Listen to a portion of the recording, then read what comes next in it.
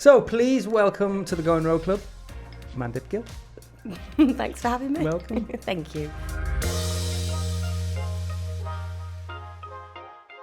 How you doing? Really good. Oh, okay, really good was a bit extreme. Oh, go on. No, I'm good. And normally I'm such a person that's like, oh, I'm really good, like Yeah. it could be worse. Yeah. But I think this podcast is meeting me at a place where I'm just a little bit different to what I used to be. Maybe Yeah. I just know myself a little bit better without sounding, don't want to swear, but You can swear. You can swear. I just don't, I swear all day long in real life. Yeah. And when it comes to work, I don't think anyone's ever heard me swear, or Really?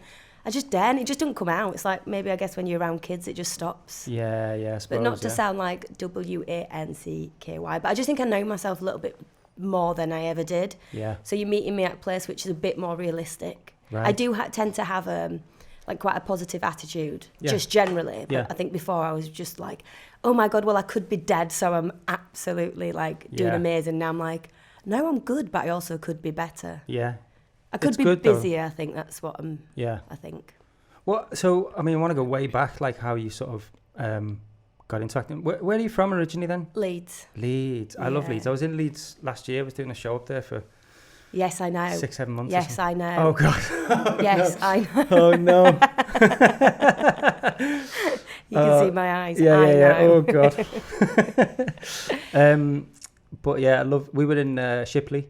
Yes, Leeds is such a cool area. Yeah, And actually, yeah, if I yeah. weren't from there, or not that I'm trying to avoid all my family, but I think if I lived in Leeds, I'd probably have to still live with my mum and dad Yeah. at this big age. So in order to get a bit of freedom, that's why it's just nice to be away from Leeds. But I Yeah. think it's a cool place. Like, I go back often. Yeah. I was there not that long ago, and the town centre's brilliant. It's Yeah, so yeah. multicultural. Yeah. It's busy. I like things that are busy. I'm not very good with it being quiet. There's some great restaurants there now as well. It is brilliant. It doesn't make me feel claustrophobic either. I've got a thing Yeah. of feeling stuck in time. Yeah, yeah, And I think maybe having lots and lots of years away from it, yeah. I feel like actually I could go back up north at some point for sure. Yeah. So when you were there when you were growing up, was anyone in your family sort of in the arts or industry? No. So I come from quite a religious background. Right.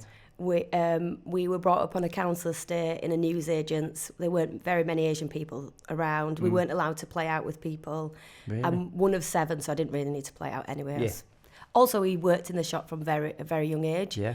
But no, this is so random that I am in this industry.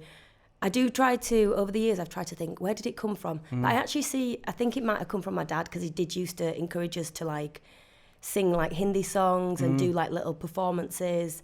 And like he always used to like record us, so we've got loads of footage of us being kids. I think it must have come from there. We'll get in the car, and if there's music on, he starts humming. So I think it's from there, but I'm not quite sure. We're also not a family that really speaks, so it's not something I could be like, so did you want to do this, Dad? Right. Like, I'm just about to get a hello. Right. So Right. it is very, very random that I'm doing this. And also I think really random that if you saw how we were brought up and like the council estate that we were brought up on, for me to have got to London to be doing this as a career is pretty mental. Yeah. And like none of my siblings do it. How did you sort of go, after, growing up and stuff like that and nobody in the industry, how did you sort of go, I'm going to give that a go? I kind wanna do of that. don't really know at what point I was like, I'm going to do that. It almost felt like a given.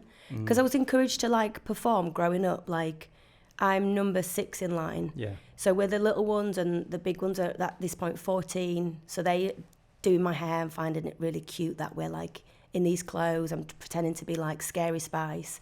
I don't think there was ever a time that when I'm going to do this, it almost felt like it was just a given. I never asked if I could do it. Right. I said that I was going to do it, and I was probably about 6 when I was like, I'm going to be on TV. But obviously at that point, we don't really know what that means, and none of us knew how to navigate that. So they sort of like would encourage you out at home. Then because we had a newsagent, we ordered the stage newspaper. And then I was remember like, that, yeah. Ma'am, I'm going to like Sylvia Young at like school in summer. She's like, no, you're not. I was like, no, I'm not. I'm actually not even allowed to play out, so I'm actually not going there. So that was that. So, Yeah. but I think it was actually education that really helped. So when I was at school, my sisters at that point were doing their GCSE plays. I had to stand in the shop while they were doing it. I was fuming. Right. They were doing West Side Story. I just could not believe that they got out of the shop to do that. Yeah. I was thinking I could do that. But they didn't carry it on past, like, that was just nice and fun for them. And then I went, I moved schools, and when I moved schools, it was year 9, so it's kind of a weird age to have moved, because I was really popular at my first school. We owned the shop where everyone were going. Everyone was nice to us, or my sisters used to fight a lot with people, but it kind of ended kind of fast because they needed to come in the shop. So it was like, we were really popular, it worked out. Then we moved to a really quiet village, and there's very few brown faces, and I'm in year 9, so it's like I really thought it was cool until I got there and was like, oh my God, I'm actually not that cool anymore. I've got no friends, I've got no big sisters to stick up for me. And then that's your GCSE age. Then the teacher sort of really encouraged it at GCSE, like at year 9. She really encouraged it. She put me in the plays. She was like, we'll help you get to college. So school helped me get to college. College helped me get to it. When I got to college, it was choosing between drama school or university. Drama schools are obviously hella expensive. And also, at that point, they were saying, you know, like, when you go to drama school, they'll bash out your accent and everyone becomes the same. You've got to wear the same clothes. God. And I regret not doing that. But I was like, oh, I just want to be me. I'm so unique and da-da-da. So I ended up going to a university, but college helped me get to the university.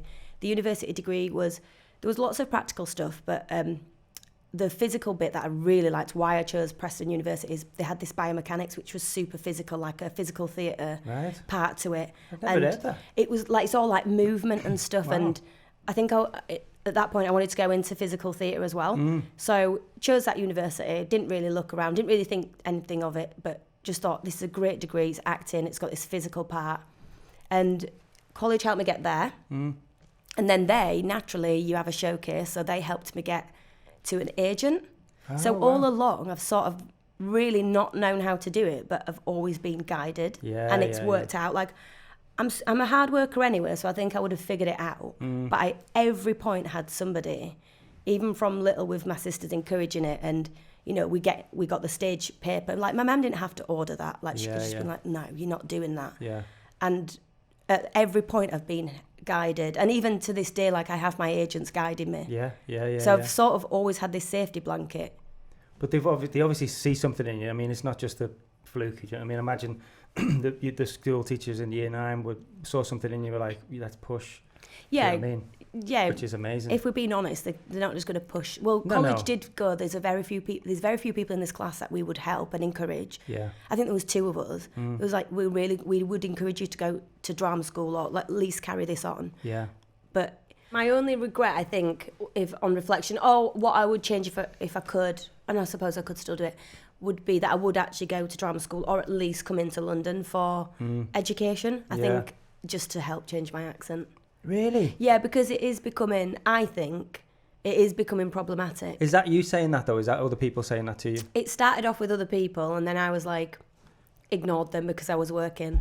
And then as you stop working, you go, no. Oh, so why are my briefs saying neutral and RP? No, honestly, don't. I did some workshops at the weekend with some actors, and one of the things that they were like, when I was, growing up as an actor, I started when I was 15, and it was exactly the same. Is that you need to change your accent because you're not going to get cast as a Scouser. You're just not. So I, was trying to change the accent, and what it did was it would just really hindered me in terms of like the performance and stuff like that. And now I just think there's a lot of work out there for regional accents, and also, but I think it is good to be able to do other accents. Of course it is, but don't change who you are. Honestly, just don't do that. Like that's not. I mean, I've tried so many times to get rid of it, and I can't. Well, just don't, because it's great. It's you. Do you know what I mean? It's you. Don't. It's a love-hate relationship, because it does.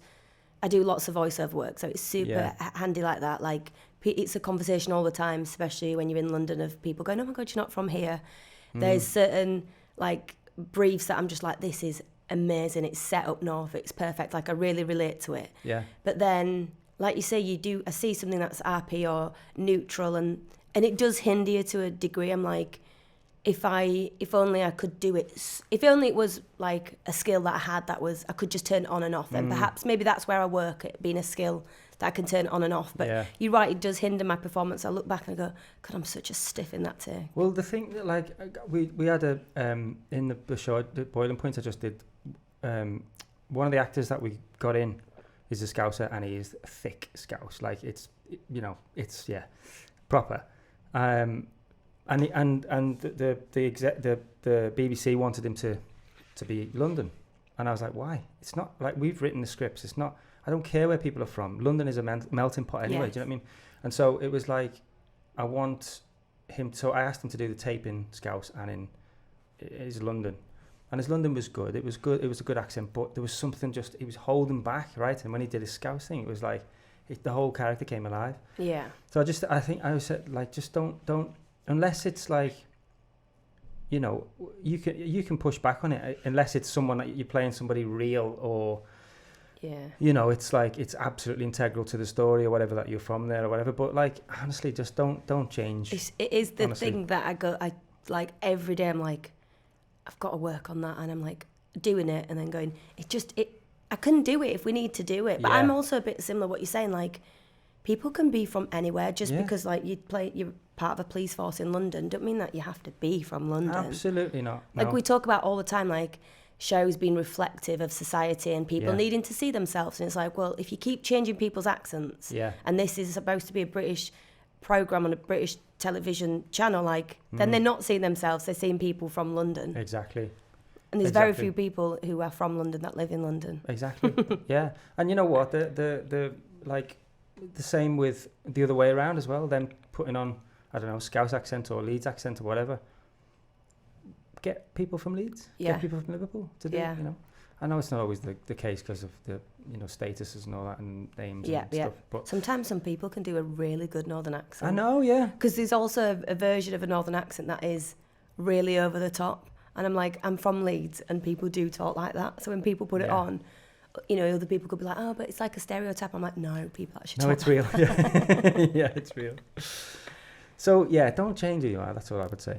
And don't look to the past. You know what I mean? You didn't go to drama school, but you're doing all right. You're working. You know what I mean? It's working for you. So just be you is what I would say. Also, don't have like debt. Yeah. Like that. Yeah, so. Yeah. This is not a podcast. This is a therapy session. I just thought to let you know. I've only done very few podcasts, and I swear they turn out to be therapy. Yeah.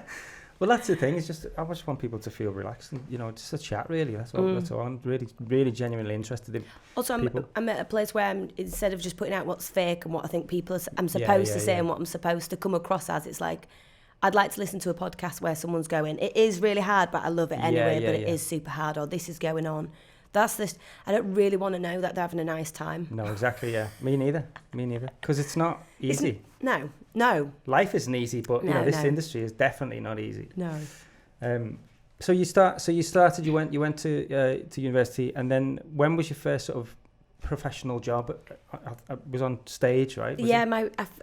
So you finish uni like September, maybe a few months later. I'd done like I was doing plays for the first 2 years of coming out. Yeah. At that point, like, I was auditioning for so many things. It was so fun, like getting screen tested, chemistry reads, getting to the last 2, which was so exciting the first 2 years you come out. Like, I actually did my first audition for Emmerdale whilst I was still at university. Really? We had a lady come in, a casting director, and she was like, they're getting an Asian family in. Emmerdale would love for you to be seen. But I was so out of my depths at the time. I'd done all my lines and I went there, but I didn't even drink water, and I'd given myself this massive headache. And we had to wait around all day because there was about 5 or 6 of us being screen tested. So I'd done my audition, recalled, blah, blah, blah. Then we were doing chemistry reads on the set of Emmerdale. Right. And it was so... overwhelming. Yeah, and you're like, you're 18, 19. Yeah. I've not really worked. I've always been in education and done acting. I didn't even drink water. Like, I've got my lines, everyone else is chatting. I'm like, how are they chatting? And it's like 6-7 hours later, the cast of Emmerdale are like walking through the front of the reception. Yeah. Like, so that's all overwhelming. We go on to set. But also, it just turns out that I was just super too young for the part. Right. Which I think is very helpful at the beginning to know, don't matter what you do, Sometimes just not gonna. You're too old, you're too young, you're too short. You don't look like the rest of them. Somebody else has got different credits. But for the first 2 years of my career, I did lots of theatre in Manchester, lots of TIA. But my feedback was, she's had no TV experience, and they were quite big parts that I were going for. Yeah. And weirdly, I understood it. I was like, you don't really know if I'm a liability. You don't even know if I can stand on my mark. Yeah. So I think my first 2 years of it not being that easy is sort of reflective of my career. Right. I'm kind of glad that it weren't that easy, because then when you do have times when it's quiet, I'm not that overwhelmed. I'm like, yes, I've worked for 12 years since I've graduated. I have been working consistently, but it's not been easy.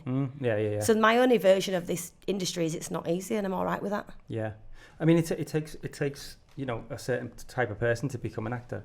And I always say that to people. It's like, it's not for everyone, because you need to be able to sort of take rejection on a daily basis. I think anyone can become an actor. It's only it takes a certain type of person to continue to do it, because like it's constant rejection, and even if it's not rejection, it's sometimes you're just absolutely not hearing. So even if you don't get told, because it's not usually, we don't really like your tape, or you can't act. It's never really that. It's just we went in a different direction. Yeah. Or, whatever it is. And sometimes, like, the majority of the time, I just don't hear. Yeah, so I'm like, I'm just doing my self-tapes for, I don't know, they're having a laugh in office. One time when you used to put it on Vimeo, there was 112 views on a self-tape. Really? I was like, it's not that I'm good. They're obviously having a fucking giggle. Look at this. What's this bit?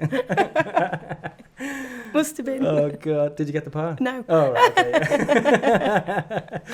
Oh God. So you're doing theatre, and then did you do? So then you went. Did you go and do? When was the first time you did theatre in London, in the West End? The West End was just last year. Right. Summer of 2022. Yeah. I made my West End debut in a show called 222. Yeah. Which is still on, right? Yeah, it's still on, so it changes. I did it with Tom Felton, Sam Swainsbury, and Beatrice, and Amazing. There were such solid actors. It was so good. And before that, I was so petrified of ghosts anyway. Yeah. So speaking to my agent, I wanted to see it actually when Lily Allen was on, but it had sold out. And then it came round quite quickly after that, and I was like, no, I'm scared of ghosts. Like I can't keep talking about them every night and invite them into my life. I don't think I'm going to remember that many lines. I just about remember my 1 or 2 lines here and there in Doctor Who. Yeah. And there was like, it's a long time. It's like 4 months, but maybe we think you should do it. And I was like, instead of overthinking it, let's go for the audition. Let's see how it goes. It was a chat. And I really, really, really enjoyed the script, and I didn't overthink it. I didn't think, would I forget the lines and blah, blah, blah. And I also thought the script was so good and there's so much science in it that I also I was like, I'm not actually that scared of ghosts. Oh, that's good. So now Therapy again? Yeah, exactly. I mean, I don't talk about them in my house just in case it opens it up to them in my house. But out and about in this studio, I'll talk about them. Yeah. And so going back then, you did theatre for a while, and then you did land your first role in TV. Mm-hmm. So obviously you're saying about like, and I do get it like to a certain degree, but at the same time, like for me, I don't care about what people have done in the past. I try not to look at that really. I just want to see them acting in front of me, you know what I mean? And I think, and it is changing a little bit, but I totally see, I know what you mean by it's like, oh no, and this was 12 years ago as well, so it's not like people were trying to discover new people, and we didn't have all the streaming channels. We had 1 to 5, and we're all trying to get on 1 to 5, of course, or America. So there was loads of people to choose from. For such few channels. And so then you auditioned for Hollyoaks. Yeah. How was the process for that like? It's quite a lengthy process, to be honest. I think there was 6 rounds and they were quite spaced out. And by the end of it, it was me and 2 other girls, who one of them ended up being in Hollyoaks with me a year later, and lived with me. So he's a really good friend. In Liverpool. But we were getting the train back together, discussing it and like talking about it, and we were all so different. Even again, that experience was like, we're so different, like me, mixed race, black, white, all different colour hair, everything. So I feel like, again, it tells you like, it's not always about what you do. It's really not that personal. So like the choices are not that personal when it comes to it. But that was maybe 2 years from me graduating. I'd done lots of theatre. I didn't really get a job outside of theatre because my mum and that were giving me train fares. Right. Paying for my train tickets to London and that for like 2 years. Yeah. So as soon as when I got that, it was so exciting. But yeah, it was a really lengthy process. There was 6 auditions, but going back and forth. And then chemistry reads with people inside the already inside the cast and stuff. But that was super. When I got that, it was so 2 years of me. Do you know what I mean? Yeah. It flew by. If I think about it now, it flew by. But at the time, it's like there was also a little moment before then when I thought, should I actually stop? And my agent at the time went, I think you should just go on holiday.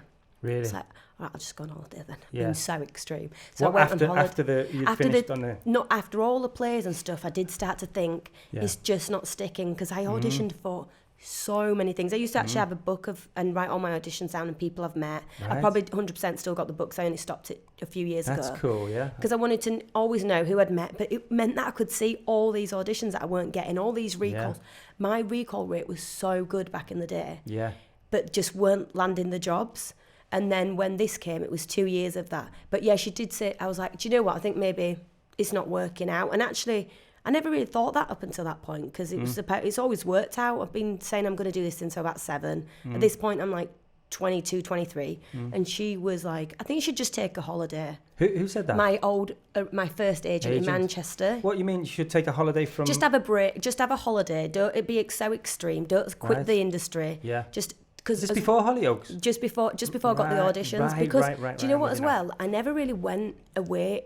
My whole thing is work. Yeah. Don't go on holiday in case you get an audition because then it weren't self-tips. Of course. It was like you don't deserve a holiday because you've not worked. You've got no savings, so you can't. Well, I could go on holiday if my mum and that were paying for it. Yeah. It was always that. So Yeah. she was like, just chill out, go take a holiday, and then we'll see what happens. And when I came back, then my auditions for Hollyoaks started. Yeah. So just timing was just beautiful, and I got that job and I stayed there. I thought, do you know what, I'm going to do 6 months. I'm going to get the thing that everyone's saying is I don't have television experience. I'm going to go get all of that television experience in there. And it was so fun and easy, and I learned so much, and I really enjoy working with people from different age groups. Yeah. And going to work every day. Well, it's not actually work, but to go do this fun thing every day. I ended up staying for 3.5 years. Wow. And at the end of that contract, they said, do you want to stay for another 2 years? And it was then when I was like, okay, do the thing that I was supposed to do when I first started this job, which was be brave and leave for London. Yeah. And end up saying no to the amazing contract. Yeah. And to Liverpool and all my friends and move into London. Yeah. It's amazing because I think, and I did a similar thing. I did a TV series for 2 years as well, which we did hundreds of episodes of. And that is, I didn't train as an actor. And so that was my training. And it sounds like that was obviously your, film and TV training in terms 100%. Of where to hit the mark and, all that kind of stuff. We did on my degree, I think it's changed now. Because also at some point I had an input, well, at least I aired my views on the degree and was like, you need more training in TV, and I'm sure a lot of people want to go into TV and film. Yeah. And there's it's all good and well writing reviews for shows. That's brilliant, but really, acting is very practical as well. Yeah. So you sort of need to adjust your degree. I was the dean for a second, but I think I didn't do anything and was like, she needs to leave. She said, there's no input whatsoever from this woman. But we didn't have any we had 2 weeks, I think it was, right at the end of a 3-year course of TV and film training. And I met this great director, Philip Wood, who's actually no longer with us. I know Philip Wood. He's from Manchester. Yeah. He's no longer with us. Well, I hope I haven't. No, I don't know. That's what I'm going off from social media. Yeah, I think I worked with him on something years ago. Yeah, It would he taught me so much in such a short space of time. He was really, really really pushed everyone else. He helped me get an agent. It was the reason I probably got the Emmerdale audition so early on. He introduced me to a book called The Secrets of Screen Acting. Right. And so in that 2 weeks, I was taught so much. That's actually what I use for my audition processes. Right. Everything he taught me in those 2 weeks. So by the time you get on, get a job. I still didn't really know that much because I was just about getting through my auditions with the 2 weeks that he'd taught, like the stuff he'd taught me. So then you learn it there. People telling me how to like hit my mark without looking down. People teaching me about like tax and stuff like that. I'm watching people who've been doing it for 20 odd years, how quickly they're learning lines, what they're doing. You know, my roommate at the time, he had these folders with all these stickers on. I love stationery anyway, so it's like, he's doing it, he's fantastic. So then I used to go to the stationery cupboard all the time. I was like, I need these sticky notes, I need these, everything he's got like. So I basically was just copying loads of people, but it is genuinely where I learned to, like, the basic skills that I needed. Yeah, and that's invaluable. Do you know what I mean? Because you're doing it, you're working. Exactly. I own it also as well. When are you really going to practice hitting your mark at home? Well, it's not things that you really practice, is it? And like they were so helpful there. Like I'd used to ask them what like shot size it was, but I'd also read it in the book. Right. So I knew the stuff to sort of ask them what I was supposed to be looking for. But when I got there, I was like. Asking him where I should hold with my cup of tea and all that kind of stuff. Because there's like lots of young people on that show that perhaps have not had training, like I guess they're open to it, and there's space and there's time for that, and you're there for such a long time. Yeah, you do really create like a relationship with people in order for me to go. Like after they'd be like, "Oh, you overstepped your mark a little bit. Oh, can you do that?" You know, just whisper it, and you don't get offended. Yeah, and it's also not it's not a bad thing to ask as well. You know what I mean? It's not. You don't have to know everything. Yeah. I always say that to actors. Like, just don't be afraid to approach the director and say, I don't quite understand what this means, or you know what I mean, or approach somebody and just say, look, I know you want me to look over that side, but why? Because I'm not really feeling it, or whatever. You know what I mean? Yeah. I don't get like. Well, I do now. Like the whole eye line and all that kind of stuff. I do have to go.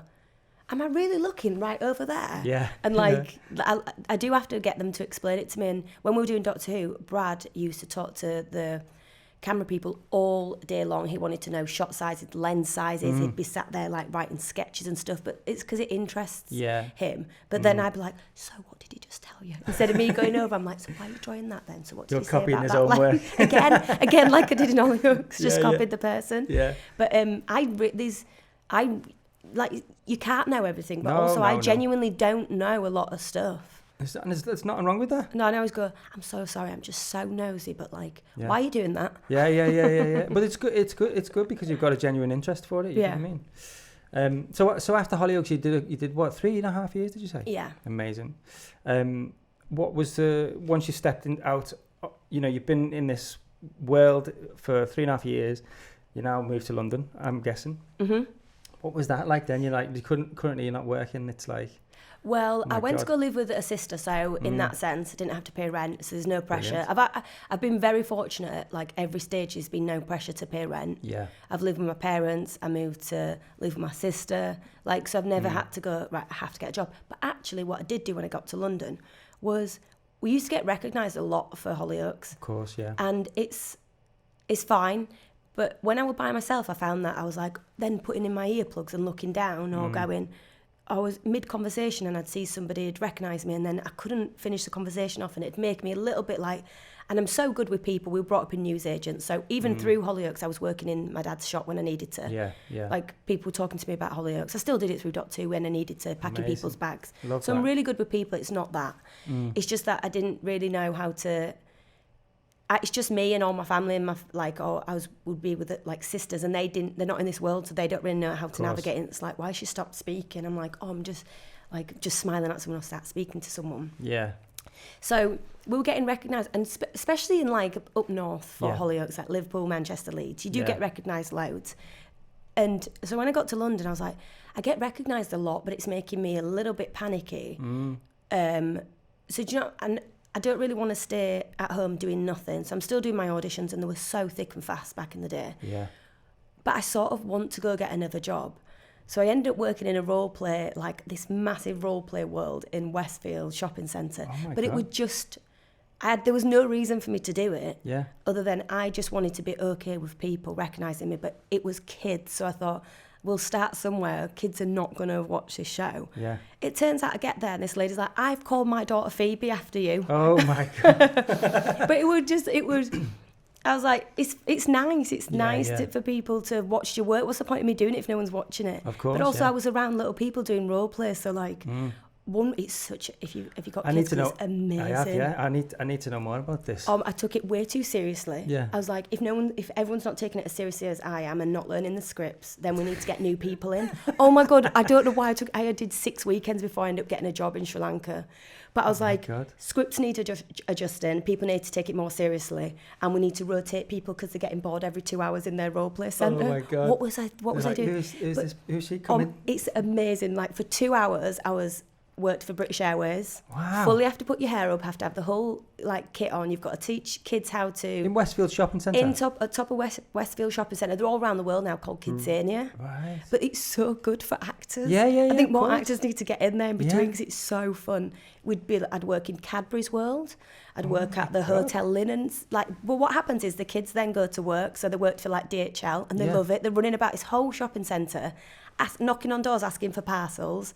They work as firemen. It also it's such a brilliant world for kids to go, I could do this. Look at all these things I could do. Wow. There's a recycling centre in there. Yeah. Like it's amazing for them and it's amazing for me. Yeah. But, So what was your role then as a because if you do it with these kids, were you playing the... I was the role play, the person. Gotcha. And I was like, I that's took amazing. it cost me more money to get their park and eat a really expensive lunch than I was actually earning. But it was just I just did weekends. And it only lasted 6 weeks because then I ended up getting Good Karma Hospital. Oh, yeah. In Sri Lanka. yeah.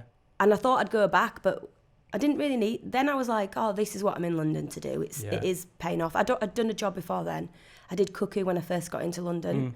And this was a time when I used to write things down. You know, when you manifest and write stuff down, I had this little book and I was like, I need to get a job in like X amount of time after leaving Hollyoaks. Like, do you know what I mean? I just wanted to prove to myself that I could do it. I did. I did get an episode quite early on. Then there were so many amazing auditions, so many like it's between you and somebody else. Yeah.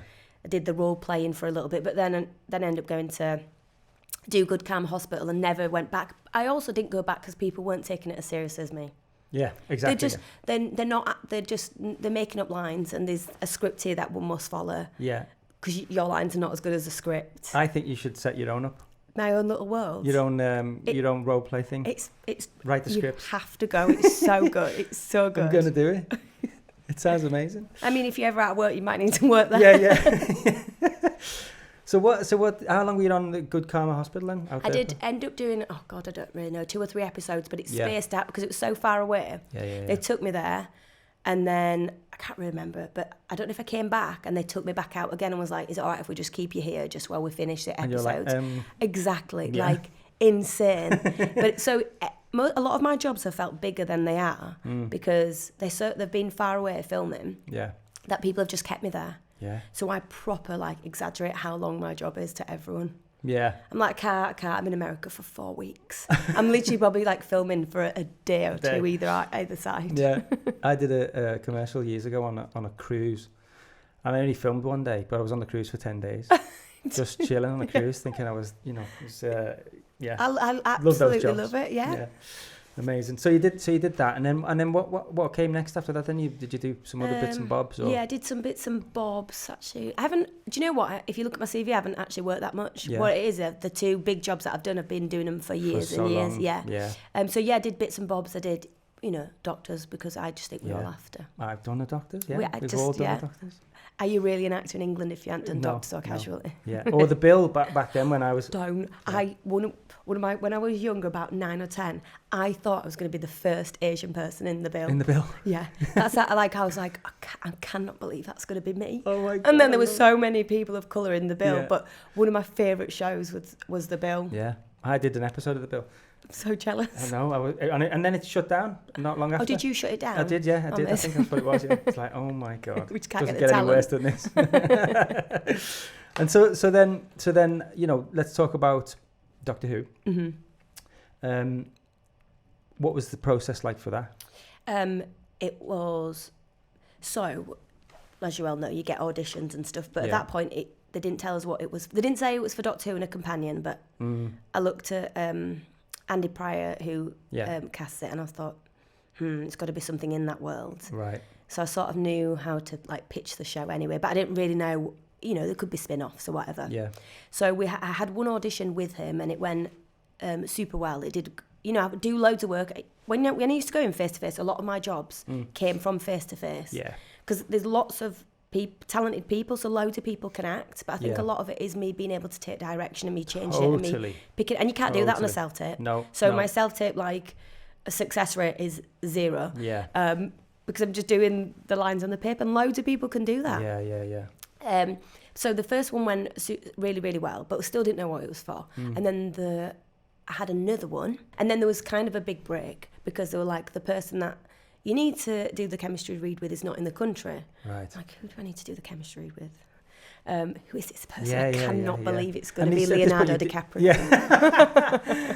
So you didn't know it was the Doctor Who at this still, point? No. Yeah. Then my agent goes, right, she's in you won't know, but Jodie's been announced as the Doctor, and she's back in the country, and you're going to do your you can have an audition with her in person. It's all secret. Still don't really know. I know it's for. I don't really know what the part's for still at this time. So they didn't give you the lines of the show. It was just. And the show at that point was called Plane Hitters. So nice. we didn't have. And then we go in and Jodie's there. There's loads of people at this point. There's Chris Chibnall, the exec. There's loads of people from BBC and all that kind of stuff. Yeah. So now I know it's Doctor Who because she's going to get announced as the Doctor, but I'm not sure exactly how big the part is, how many episodes. But I also, maybe that helped. Yeah. There's a little bit less pressure because it's like, it might be just one episode or a couple of scenes with the Doctor. Yeah. And everyone has to audition with the Doctor because it's such a prolific show. I don't know. So I just go along with it.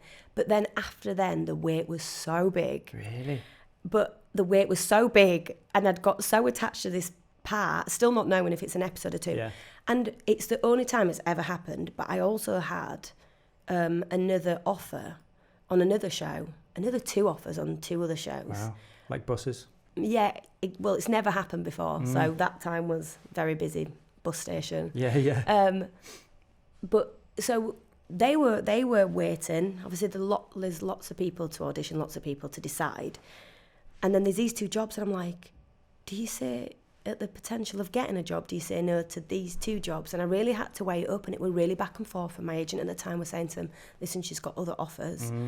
And she's going back to the other 2 jobs going, please, can you wait? She's got this, really big, there's something in the pipeline. And they're like, oh, my God, it's James Bond. I was like, tell him, just carry on, tell him it's James Bond. Tell him it's James Bond. Everyone was all excited, but it was also like, do you really say no to something that might not happen? And the process of Doctor Who auditions were like 6, 7, 8 weeks. So you're asking people to wait. Yeah. Luckily they did because they probably weren't going into production. But then I just made a little bit of an executive decision. And how it happened was, the executive decision was, I was on the phone to my agent and she was like, the other jobs need to know. We're not really getting a response back from Doctor Who. What do you want to do? And the phone line went off.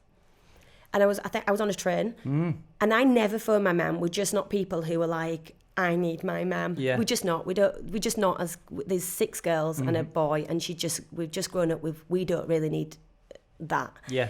But for some reason, I felt the urge. Well, I didn't phone her because we don't phone. Yeah. I texted her and was like, my agent needs an answer, and I don't know what to do, and I don't think I should do these other 2 jobs because I just want to wait for the other one, and if the other one and I'm doing this thing like I never do. And she was like, well, but it's money, like you're potentially gonna lose money in this job, and as well, like I hadn't worked tons enough to warrant saying no to things. But then she was like, just say no to them.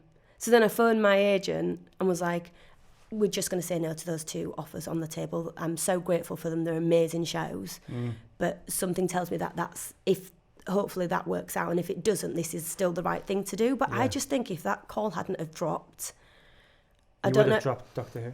Yeah, because the process had gone on for so long of waiting, and there's 2 other opportunities on the table. And wow. Yeah, I think I would have. Because you were given that opportunity to just wait a minute and just think. Yeah. And message your mum. Message me, mum. Why did you do that, yeah? She said, I hardly ever message you anyway. Yeah. But she just were like, yeah. And weirdly just think, if your mum's saying it, it's fine. Loads of things now, I'm like, I'd love to do that, but my mum would be fuming. And I think if she thought that were all right, I'd do that. Yeah. Yeah. Like I'm a grown-ass woman, but yeah. if my mum says that's all right, then I Yeah. can do that. So and there was still a little wait. Yeah. So when I did finally get the call to say it had gone in my favour, I then started crying. Yeah. I'm a crier, but not for news like that. My Big happy news. I know, but my happy highs are like there, and my like I just stay on this thing that's like when it comes to like I don't know how to be so over the top, and I don't know how to be super super sad. Yeah. But then I just started crying. I'd already gone for a walk because they were like, right, they're going to make a decision. I was like, I need to take myself for a walk. So I'd gone for a walk and then started crying, and then I was like, oh my God, why am I crying? I need to phone back. And I phoned my agent back and was like, okay, so what's the part for? She was like, what, have they not told you throughout this whole process? I was like, no. She was like, it's for a regular companion. Oh my God. So then I put the phone down and started crying even more. Yeah. It's sort of like, I think it was a relief of it paying off because I'd said no Yeah. to 2 other things. And it's such an iconic show. I'd done Of course. Casualty that same year in the same studio. And we were walking through the corridor, and the production runner on Casualty just nicely said, we can't use that door because that's for Doctor Who, so we're not allowed in there. And I just thought, that'll never be me. Really? Like I just had never seen, my mates had been on Doctor Who. Yeah. It felt a little bit elite. It felt very like London, not someone from up north really, though Jenna Coleman was in it. She didn't sound like me. I just remember thinking, that's lovely that, but it's not for me. I'll never enter that door anyway. I just wanted a sandwich this way. Yeah. And lo and behold, the same year, I'm then like swanning out of that door. Yeah.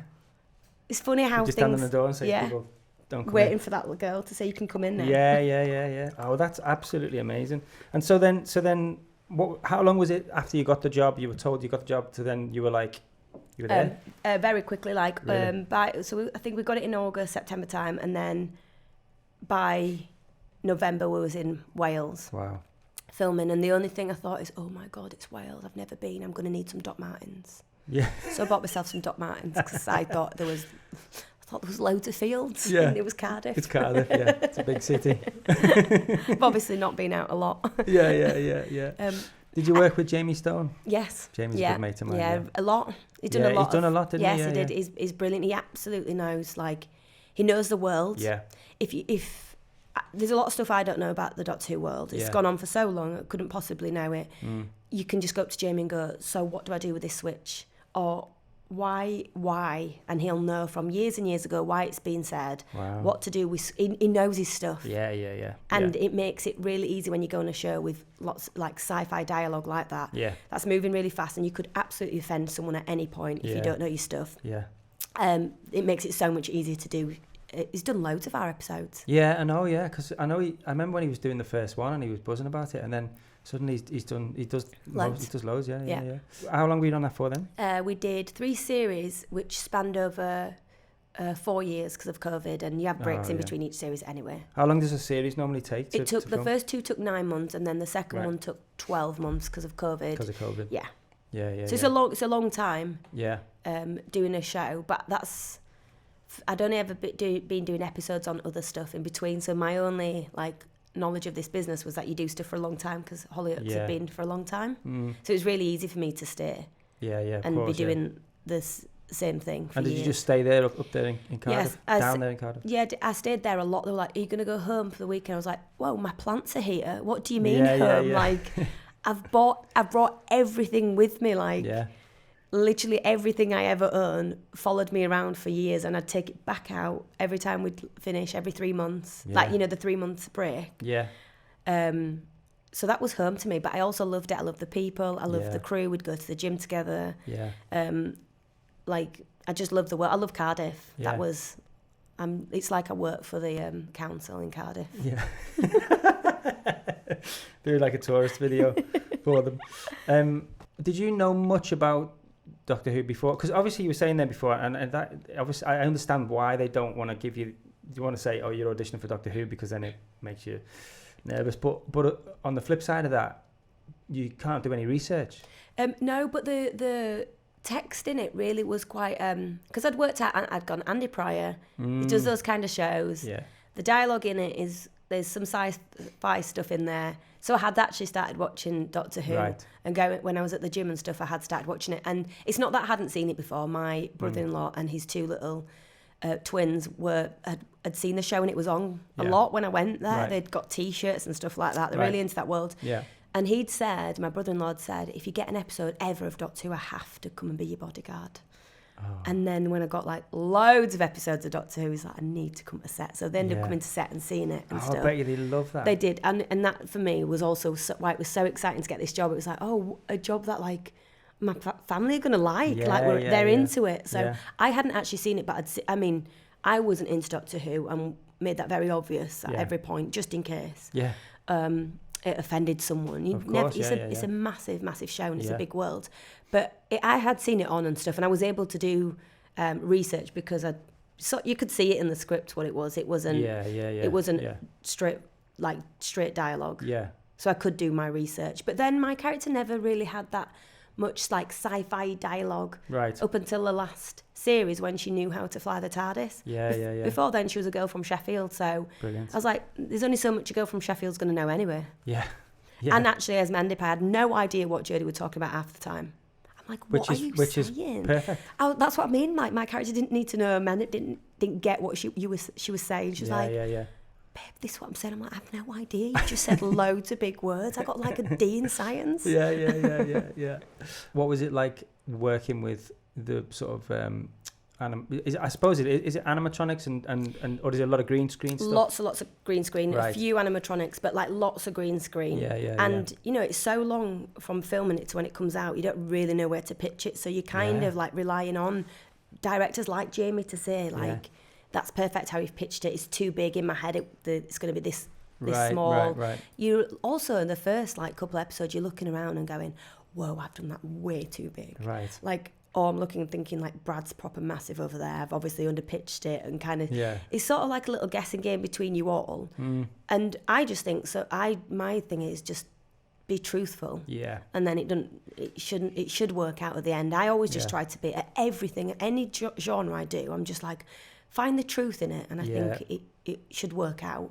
It's so important that I think, it's so important because then you do feel comfortable because there's nothing worse than seeing an actor behind the eyes panicking. Yeah, and also like maybe like if you're not finding the truth in it, then and they're reacting to this massive animal, you can also see, one, it's not there. Yeah. Two, like they didn't really know how to pitch it. But I'm like, my character could be petrified of something so tiny. Yeah. But if you decide to put something so big in there, she could be also. I've done it. There's so much truth. It could work, and it does. Yeah. But also, they come over and do say, "Listen, we think it's going to be like this," and they never they show know. you a picture of it? Sometimes we had like pictures on like iPads going, "We think it's going to look like this," and we've got like camera people with like lights, pens going, right, it's over here, Mandip, why are you looking over there? There's tennis balls and stuff tennis like that. balls. But there's also Judd's is amazing at going, babe, you were literally looking in the opposite direction of everyone else. What was your favourite standout moment on the show? My favourite, it was all so amazing. Like, it was such belly laughs. Like, we also flew the world together, went to go film in South Africa. We've been to San Diego together. That was with Jamie, wasn't it? Yes. Yeah. So we were so lucky, but I just think working with Bradley Walsh was the most amazing experience. He's so naughty. Yeah. But also, I think he's an absolutely brilliant actor. He is, yeah. The truth, I used to sit there and think, oh my God, it's like you're making your lines up. You're so truthful and there's so much discovery. I'm thinking, I'd look at his lines thinking, I'd never been able to deliver it like that. Yeah. Like, he's taken out grammar and he's made it flow or he's added grammar. Honestly, it was just a joy to work with. But he was such a barrel of laughs. Like, you have really, really long days of green screen with things not being there and Jodie doing these massive speeches and me not understanding what she's doing. Yeah. And it was just so nice to have such light relief, or someone just like, I had a leather jacket with a belt on the back, and as I'd start walking into the scene, he'd just rag on this belt. But then you can't stop, so you've just got to go along with it, and you're trying to hold it, and just all that kind of stuff. And we were all supposed to be a big family, and I think a lot, when we're great actors but not that great, and I think it does come across that we get on so well. It's so important. Yeah, because you definitely see that, like you for definitely sure. do see that, and you know. we're all aware, like as great as Cardiff is, and there's all this crew that are absolutely amazing. They go home to their family of an evening, of course, yeah. And so then you're 4 people going, I'm not from here. Yeah. I don't have one standout moment because the whole 3 series was absolutely amazing. Like there's so many things that happen and stories and just funny moments. Like this weekend, I was at a convention, so we continue the journey. We always get to meet people. Yeah. And I was in a hotel and just remembered that years ago we were in a hotel filming and Brad took the artwork off the wall and propped it up in front of rooms, the doors of the hotel. But Jodie was like, me and Jodie are not rule breakers. Right. So we were like, we thought it was funny for a second and was like, oh my God, that's not funny. And she went back and picked up all the artwork and put it back on the wall. So you must be still traveling around doing these conventions and stuff like that. Because it's massive, right? It's really big. Yeah, it is. I've been to Washington this weekend. Yeah. But even like I've done a convention in Nottingham. Like it's just amazing to the artwork and how much it means to people, particularly the storyline that I had with Jodie's like my character and the Doctor. Yeah. It sort of like was a will they, won't they, and that was through the really like ramped up towards the last series, and it's so important to people, and people like I was able to broach the subject with my parents, or I made my parents watch it. That's amazing. If it weren't for you, I would never have been able to say that to someone. And one of my lines was, I haven't even admitted it to myself, and a lot of people use that. I didn't even admit it to myself. We've got people have got tattoos of us and of quotes that we've said, and it's all good and well putting the show out and me having the most amazing time and me saying to people I'm an actor and I'm a working actor, but then you realise actually it means so much more to people watching it, and it continues, and the audience is just brilliant, and you just never know who's watching Doctor Who. It can be someone who's 80 who started watching it, or someone who's 8 and their dads have got them into it, and they're all over the world. Like we go all over the world to do conventions and meet people. This show is amazing because we're just a tiny little droplet of this ocean that it was huge before we got there, and it'll just hopefully carry on for years and years to come. It's crazy, isn't it, how long it's been going for? Because you'll meet older people who go, I started this when I was like young. You go, oh my God, you've been watching a show for that long. That's crazy. But you're so open to the change of this show, and yeah. the only reason it works is because the audience are so open to the whole cast essentially changing every couple of years. Of course, yeah. I don't really know which shows do that, where everyone just changes all the time. No. And it's written in it. That's what's meant to happen. And they're so up for it, and you are genuinely part of this. It sounds proper cringe, but like when people go, I'm just sort of this family, but you are, because I'm spending weekends with you. Like I'm filming with certain people for years, and I'm spending weekends with you. There's all these spin-offs that come off it. You're doing audiobooks, and there's all these things that come from this show. I met a companion from the 80s, and she came up to me and she was like, I was you. And I was like, wow. I'm going to say that to someone in like 20 years' time. We're like little Russian dolls that fit inside each other. Yeah. It is. It's absolutely brilliant. It's incredible. Absolutely incredible. I actually had a meeting for it. I think it was just during the COVID time to potentially direct a block of it. Nice. And I had to do all the research and stuff like that. And I said to Jamie, what's it like, blah, blah, blah. And he's like, oh yeah, you get to go away. And I think he'd just done the South Africa trip. And I'd watched those episodes, that was it. And I watched them and I was like, oh my God, it'd be amazing. We'd travel around and do this. And then they were like, yeah, these episodes are all going to be in the studio. We need to make them more like thingy. I was like, oh, okay, great, yeah. Anyway, I didn't get it. I didn't get the job anyway. But and to be honest, I kind of like, I was, for you as an actor, being in that job, I suppose, you were totally open about not knowing about the show and stuff like that. And you did a bit of research. But I think as directors, someone like Jamie, who does know that word, like what you said before about the switch and all that kind of stuff, I would have been winging it big time. Yeah. Because I've seen the show and I like it, but it's just... But I think there's also directors that also don't know the show. Oh, okay. But because the crew have been there for so long, and the camera guy, Mark, who I happened to work with on Hollyoaks all them years ago. Right. So on my first day, I was like, oh my God, I'm so nervous. Like, it's night shoot. Like, I've got to press these buttons and say these lines. And I was practicing it, and he knew I was coming on. And he goes, Mandip, and I looked up and I was like, oh my God, it's Mark from Hollyoaks. Friendly face straight away. I was like, oh God, he's the person that I used to ask, Like, how big is these shots and that? Because wow. he's such a people person. Yeah. I thought, oh my God, I'm absolutely fine. Like, if I miss anything, do something stupid. I've got mine. Yeah. Yeah. We'll blame him. Yeah. But there are people that, directors that are not from that world, but because the crew have been there for so long, everyone can just ask everyone. Honestly, it's like you go around asking people, like, sometimes I've got costume bits on and I'm thinking, I think I'm supposed to know that this is a throwback to someone. So you just go to costume and go, why have I got that leather jacket on or something? Oh, back in the day, so-and-so used to have this on. So we thought it'd be nice to put this on. Everyone knows something, but no one knows everything. Yeah. Family. Yeah.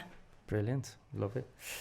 So I just want to ask, like, what do you think some of the important industry lessons are for you? What have been your lessons along the way? And what would you? I know you said before, like, about the drama school. You wish you'd gone to drama school, but that's just an accent thing. It's not for training at time in life. Yeah. But I think the two things that I've learned is, one thing, I used to have this attitude all the time when I first started for the first 11, 12 years. It's up until recently, to be fair, that you must stay positive. You must stay always on it, active. Like, I used to read and watch everything and know everything and blah, blah, blah. I still do, to be fair. But I were really hard on myself and I must have this positive attitude and I must manifest and, if I don't get it, it's okay because I've got another audition tomorrow and blah, blah, blah. And then I've got to a point now where I'm a bit older, know myself and go, it's okay to feel shit if you get a call for something that you want and you don't get. It's okay to be fuming for 10 minutes because we are human, but we're also supposed to be portraying human people that feel things. And if I'm cutting out half of that going, Mandip's not allowed to be pissed off that she's got something, she's not allowed to be fuming that she's watched something and she didn't get seen for it and blah, blah, blah. She's allowed to feel all those stuff. And I also think it then resonates in the characters that I create. Of course, How can I expect to create characters that are so full if I'm cutting off a version of myself that's I didn't want people to see that sometimes I'm pissed off that it hasn't worked out. Yeah. Or oh God, she's a bit of a Debbie Downer because she didn't get that show. It's it's only going to last an hour anyway. Of course, yeah. But I'm also allowed to feel that. I just spent X amount of time researching, doing the audition and blah, blah, blah, getting someone to come and read in for me. And that's something that I've only learned in the last 4 or 5 months. Oh, really? It's okay to be fucking fuming. Yeah. Because, it's not normal. No. What you do as an actor, I still haven't, said I'm quitting acting, but, so I still call myself an actor. But, if you go for a normal job, you don't go for job interviews 3 times a day if you're lucky, or 5 a week or whatever. And someone saying no. And someone saying no all that time. So it's okay. You know what I mean? I think it'd be weirder if you were all right, just part of me, I started to say to myself, I think it might be weird that you think you're all right with someone saying no to you 4 times a week. No. You're obviously closing something off, or did you care enough then? Yeah. Did you care? So now I'm just be fuming for a bit. Sometimes, do you know what? Sometimes it lasts a day, but it's not I'm fuming washing up and I'm fuming talking to people. Yeah. It's just underlying. I'm so pissed off because I was fantastic in that tape. And also, if you go into the auditions and if you put all that work in, it sounds like you do, and actors should always do that. Yeah. Put everything into it, because if you've done that and you come out and you don't get it, at least you've done everything you can. In 12 years of whether it be in the room or tapes, I've never, ever come out and gone, I'm so annoyed with myself that I didn't do the work, because the only one thing I can really do is I can act. Loads of people can act. But if I can go in there and say I've done all this work, I did everything I wanted to, I knew my lines, I'd done the prep. Yeah. I'd also used my instincts or dropped them and blah, blah, blah. Then when you leave the room, I always used to come out proper chuff with myself anyway. When you message your mates, or a lot of my mates are Asian actors, so we go for the same thing, so they'll be outside in a coffee shop waiting for me. And when I get there and they're how was it? I was oh, fucking fantastic. Yeah. But at least I can say that. I'm not saying I were amazing at acting, but I did everything. I got my toolbox open and I used all my tools. Yeah. And I never went away going, I'm so pissed off, why didn't I just spend a bit more time on that? Yeah. Also, it is really easy for me to say that because I don't have another job, so a lot of my time was spent trying to get a job. I didn't have to go and do another job to pay my bills. Yeah. But yeah, you're right. I'm never pissed off with myself for the lack of work that I've done, because that's really the biggest part of our job, is to do all the prep and then sort of let it go in the room anyway. Exactly, yeah. But I can be pissed off with that it didn't go in my favour. But that's also never personal. I never sit there and think, it's probably because of my eyebrows, or I was shit acting, or the lead ain't going to fancy me, or da-da-da. I never think like that. I'm like, this business is about who you've worked with, where you've worked, what other stuff you've done, what you can bring to the show, status, all that kind of stuff. And loads of people, I think there's amazing, like thousands of fantastic actors. Yeah. Do you know what, as well, to make myself feel better, I go, nobody watched my tape. That's why. Right. They must just not have watched my tape. They just couldn't have got round to it. Yeah. So that's why I didn't get it, and I'm all right with that because they're busy. Yeah. But the other thing as well is you can like, again, with these workshops I did the weekend, I say to the actors, like, don't compare yourself to other people, because you will be miserable. Also, you literally can't. No. There can't be two same people. No. That I don't even know how to like articulate this, because I don't compare myself to anyone. I'm like, we're two absolutely different people, like different styles, different types of actors, different. I think if you sat there between your last two, I don't think it's because you go, she can act and she can't, because we wouldn't have even got to the last two. Yeah, exactly. I guess you're thinking, as a director, I'm assuming you're going, well, she fits better here. Yeah. Or we've got this person, so we can't really have that person. Yeah. I'm very aware that me and Jodie are not going to act opposite each other for a very long time. And that's not because either of us can't act, it's because we've just been in a show where we're acting opposite each other for X amount of years. People will see. Yeah. They will. Yeah, exactly. No, you're right. What advice would you give for aspiring actors coming into this industry? It's super, super difficult, but that's not to say don't do it. Yeah. Like, I don't really have advice other than if you want to do it. Because it does pay off. Like, even just the world that it is just amazing. The things that you get, even if you're not on a job, like the networking opportunities, the other stuff that comes from acting. I do a lot of voiceover work now, and that's come via my acting. Doing podcasts and stuff like that. I'm not working at the minute, but I still get to do this kind of stuff. I think the only advice, and I've said this since I left university, because when I left university, for some reason I became that person that kind of a lot of actors in my year came to for advice. But I did have like a really upbeat spirit of like, there's loads of reasons why it might not happen, but you have to sort of be persistent. Yeah. And that, I think I'd still say that now, is just carry on doing it where you can, on whatever sort of platform, and to whatever degree you can do it, because you don't know who you meet on those jobs and what they go on to do. And like, I've done short films before. Like, I even really enjoy doing my audition tapes, because they're 10 minutes where I get to act the other 23 hours. I'm working on it, but I'm not acting. And there's loads of versions of Mandip. Mandip can like sit at home and just watch TV and do a sweet FA. She loves pampering herself. She loves the face mask. There's loads of those, but for those, well, it takes me longer than 10 minutes to do my tapes, I'll be honest. But for that time, that's me being an actor. So I think my only advice starting and 12 years in would just to be persistent at whatever that means to each person. If it means joining plays in your local area, or working on short films, or writing, or just reading or watching, just persistently do this thing that you love. Because it opens you up to so many more avenues. And also you've got to, if you're an athlete, you're constantly training. Just keep sharpening those tools. Exactly. And like, classes are expensive. So do classes, but also which way you can sharpen your tools. I use like accent apps just to practice my accent. And every now and then, sometimes I think, let me just see if my American's still that like okay, because you never know what audition you're going to get tomorrow. You then don't want to have to go to an accent teacher and then have to come home and do your class. So every now and then I'm like, especially now, you can just put your AirPods, and everyone thinks you're just on phone talking. And that, the other day I was walking over a bridge in an American accent talking to myself, and I thought, everyone just thinks I'm on a phone. But they think I'm on the phone, so like, that's gone of me being weird. They just think I'm a shit American. Not because Americans are shit, me and my accent. No. And then what are you saying you're not working at the minute, but have you got anything coming up? Anything? I just filmed a rom-com I don't really know when it's due out. I don't really know what platform it's on. It's based on a book called This Time Next Year. It was just a gorgeous film. I'd seen that Sophie Cookson was attached. And I was like, that'll be nice. Go to Rome, work with Sophie, because I thought she was a brilliant actress. Sometimes you choose jobs for the soul and sometimes for the savings, sometimes because that's the only job opportunity. Of That course, is, let's all be realistic. Like, we're in the middle of an American writer's strike. It is affecting us. I've also been incredibly choosy after Doctor Who with the things that I audition for.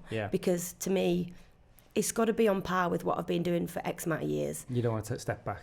And I also want to do something a little bit different. I want to stretch myself, and I'm very fortunate to be able to say no. It might not last forever, but I'm just in a position where I read it and go, I don't think that's my next stop. And in doing that has made me very unemployed. But I'm actually all right with it. I mean that's exactly. It's fine. It's It might not always be fine. And I'll cross that bridge when I get to it. But I've just maybe like 3 weeks ago we wrapped on a rom-com, which I don't know where it's going to sit. I don't even know if I'm supposed to talk about it, but no one told me not to. So I took that as, you tell everyone you're in that. Well, you haven't told me the name or anything, so it's fine. It's a rom-com. You were in Italy, that's it. Simple as that. And then finally, the podcast called The Going Road Club. I like to ask everyone, what is a film that they absolutely love and can't get enough of that maybe they shouldn't really tell people about? Well, I didn't think of that. Go on, what did you think of? Well, no, it was more of a TV series. Because go on, you know why? Film or TV. It's also not like, I'm not somebody who watches films repeatedly. Right. And my attention span is this big, which is tiny. And I don't repeatedly watch stuff. There's so much content. I think things are amazing. I watch documentaries, loved them. Oh, well, my thing is go documentaries. On. Go on. Is that, and I watched like 24 Hours in Police Custody. Oh my God. I love it. It's literally my favourite. Yeah. I love it so much. Yeah. I love documentaries. Everyone's like, what are you watching? Are you watching this series? I was like, I will when the time's right. Yeah. You know, I've turned on Succession. I think they're amazing. Chernobyl, everything's amazing. Yeah. It is. But it's what happens when I watch TV is, oh my God, that actor's fantastic. I'm on IMDb. Oh my God, I do that. I'm inside their CV. I do that. I'm like, oh, then I've moved watching to casting. Interviews of them. Casting director. Yeah. Oh God, I love her. Why didn't she bring me in for that? And before you know God, it, I do that. The episode's gone. I do the same thing. So I find I really struggle to watch TV. And then you're watching something, oh, God, you were fantastic in that. I better text her now. It's your mate. You were absolutely brilliant. How were you then? So how were kids? I'm not even watching the show. It's best that I just don't watch that much television series. I'll watch things that everyone's talking about. I know what's on and I'm watching bits. And also, like, series are really, really long. I don't really need to see 6 series of something. I've watched a series and gone, that's amazing. Those characters were brilliant. I lived in that world. I thought it was filmed beautifully. And now we'll move on. But where I can't be judgy is in documentaries because they're real life. Someone got killed. I can't decide whether that's boring or not. Exactly. So 24 Hours in Police Custody. I'm obsessed with that show. But all, like, documentaries about like animals, but like especially police programs like Murder in My Village. I'm all over it. Me and my wife, we just literally subscribed. I won't say which one, which platform, but there's another streaming platform, which is just documentaries, and the whole section is they've just got a crime section, and there's hundreds of them. Well, I saw a meme this morning that said, if you're into crime documentaries, we might need therapy. Well, I think we might. Yeah, because apparently, like, well, why do we find trauma relaxing? I know. But I thought, okay, that's a bit extreme, to be honest, because I'm not saying I find it relaxing that I go to bed going, oh my God, someone got murdered in Luton.